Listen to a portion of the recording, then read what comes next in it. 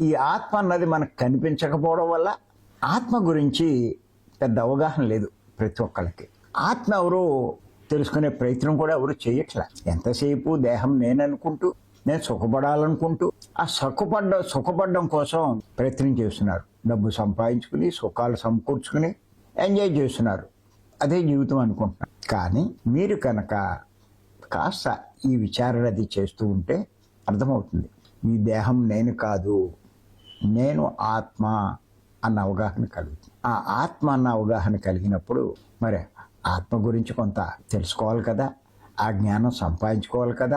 అప్పుడు మనం ఈ ఆత్మ గురించి, కనిపించినటువంటి ఆత్మ గురించి తెలుసుకోవాలి అంటే ఖచ్చితంగా సద్గురువు కావాలి. మన అదృష్టం కొద్దీ అటువంటి సద్గురు పత్రి గారు మనకి లభించారు. మరి ఆయన ఈ ఆత్మ గురించి అపారంగా బోధించారు. ఆయన బోధించినంతగా ఎవరు బోధించలేదనే చెప్పాలి.